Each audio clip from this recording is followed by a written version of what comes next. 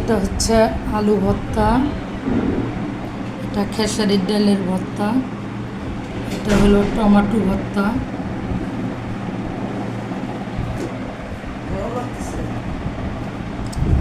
পানি ভাত দেখতে পাচ্ছেন। এটা হলো ডিমের ভর্তা, এটা চিংড়ি মাছ, এটা হচ্ছে আপনার বাঁশপতি শুটকি ভর্তা। অনেকে বলতে পারেন ভর্তার রঙগুলো কালো কেন, ধনের পাতা এবং কাঁচামরিচ ব্যবহার করছি এই ভর্তাটা। তো এটা তো এই দুটো ভর্তাতে কাঁচামরিচ ধনের পাতা ভর্তা করছি, ব্যবহার করার কারণে রঙটা আর কি কালো।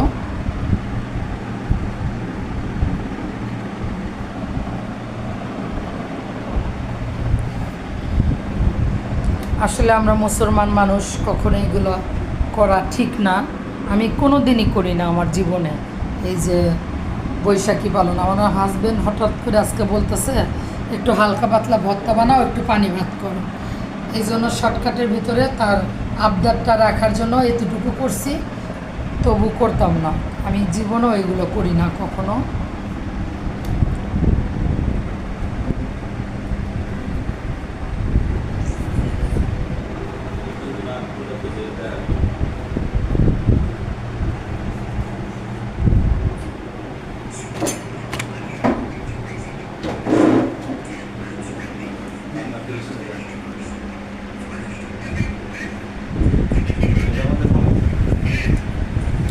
এই যে মাহবুব সাহেব, বাবা হাই দাও।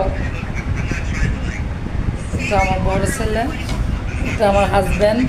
এই যে এখানে খাবে মাহবুব সাহেব। আপনি তো হুজুর মানুষ, আজকে কখনো আপনি সবসময় নিষেধ করেন যে এগুলো করা ঠিক না, আজকে কি মনে করে হঠাৎ করে বললেন যে করি না? আমার বাচ্চারা আবেগপ্রবণ তাই বলতেছে যে বৈশাখে পানি ভাত ইলিশ মাছ দিয়ে ভাত খাবো, তাই তার মাকে বলছে, কিন্তু আমাকে প্লেন দিচ্ছে। আসলে কথাটা সত্যি না, আমি বলি না।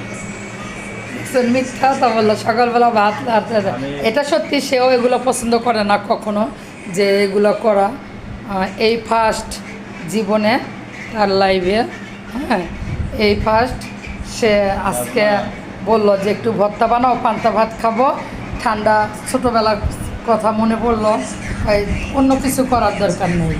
তার আবদার রাখতে গিয়ে স্বামী বলে কথা, হাজব্যান্ড বলছে যে দেখো হাজব্যান্ডের আবদার রাখা। তাকাও ভাবো।